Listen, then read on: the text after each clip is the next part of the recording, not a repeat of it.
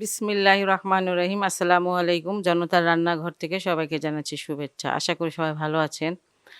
আজকে যে রেসিপিটি করব, একটা নাস্তা রেসিপি করব। আলু পুর ভরা একটা নাস্তা, খেতে অসাধারণ লাগে। যাই হোক, সেজন্য এখানে আমি নিয়ে নিচ্ছি 1 কাপ ময়দা। আটা দিয়ে এটা করা যাবে। স্বাদ মতো লবণ দিয়ে দিলাম। আর এখানে আধা চামচ ইস্ট আছে, ইস্টটা দিলাম। একটা ডিম দিয়ে দিলাম।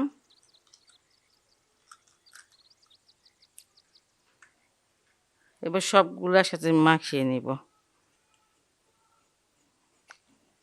একটু পানি দেব, একটু হালকা কুসুম কুসুম গরম পানি। এটা খুব সফট একটা ডো করব।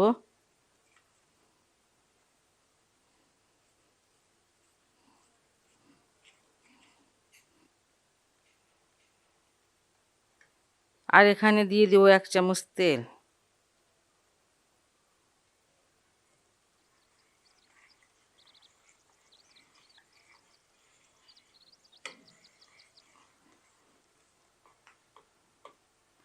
আধা ঘন্টার জন্য এটা আমি গরম জায়গায় রেস্টে রেখে দেব।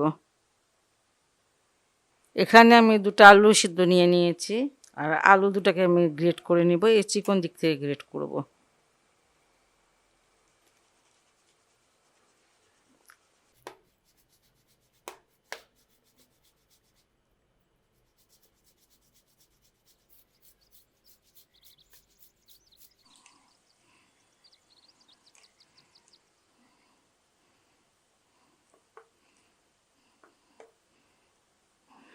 আলু দুটো আমি গ্রেট করে নিলাম। এটা সিদ্ধ আলু ছিল।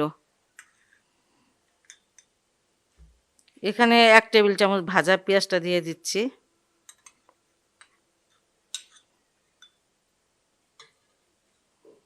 স্বাদ মতো লবণ দিয়ে দিলাম। 1 চামচ দিয়ে দিচ্ছি চিলি ফ্লেক্স। তেমন কোনো মশলা আমি আলুতে দিব না, আর আপনারা যদি দিতে চান দিতে পারেন। 1/4 চামচ দিয়ে দিলাম ব্ল্যাক পেপারটা, কালো গোলমরিচ।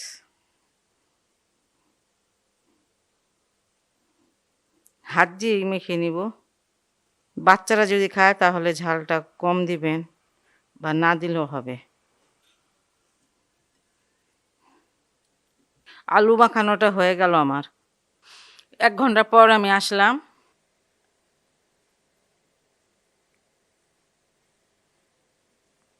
বাতাসটা বের করে দিচ্ছি।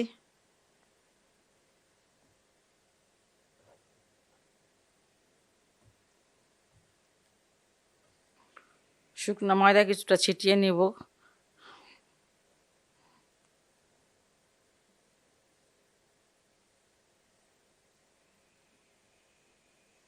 বোর্ডটা একটুখানি তেল দিয়ে নিচ্ছি।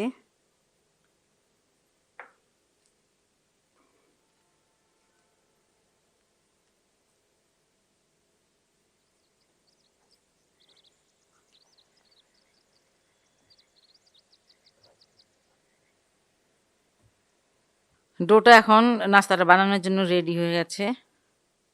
এটাকে আমি পিস করে নিচ্ছি।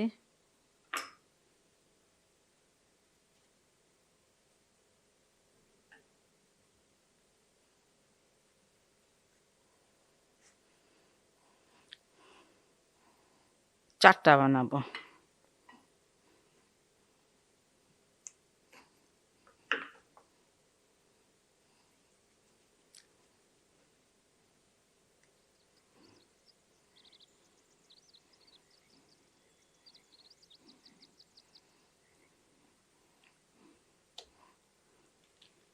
এই যে এইভাবে করবেন, দেখেন আমি দেখাচ্ছি যে এইভাবে একটু খেয়াল করে দেখলে বুঝতে পারবেন। আর এটা ডোটা একটু পাতলাই থাকে।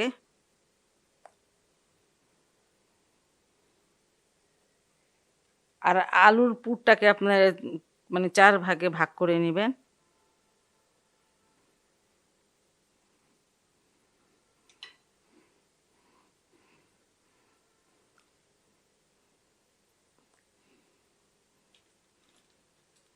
এই যে 2 সাইডে মাথা ধরে, এই যে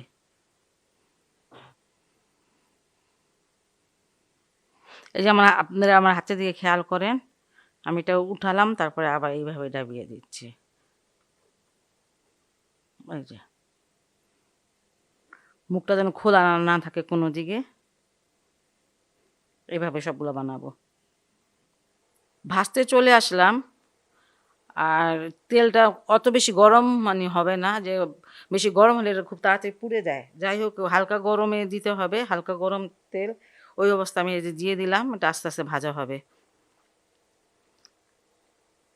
এটা এখন আমি উল্টিয়ে দিচ্ছি। একটা সাইড আমি 3 থেকে 4 মিনিট ভাজলাম। আপনার পছন্দের মতন কালার হলে উল্টিয়ে দিবেন। আর এই মুহূর্তে আঁচটাও আমি একটু বাড়িয়ে দিয়েছি। এটা উল্টিয়ে পাল্টিয়ে আমি প্রায় 6 থেকে 7 মিনিট ভেজে নিলাম। আর এটা আমার এখন হয়ে গেছে 2 দিকে একই কালার। খুব মানে খুব সহজ একটি রেসিপি, ঘরে যা থাকে সেটা দিয়ে বানানো যায়। আর খেতেও বেশ মজার। বাসায় আপনারা এটা অবশ্যই অবশ্যই ট্রাই করবেন। আর যদি ভালো লাগে তাহলে অবশ্যই অবশ্যই আমার চ্যানেলকে লাইক করবেন, সাবস্ক্রাইব করবেন। সবাই ভালো থাকুন, সুস্থ থাকুন, নিরাপদে থাকুন, এই দোয়া করি। আল্লাহ হাফেজ।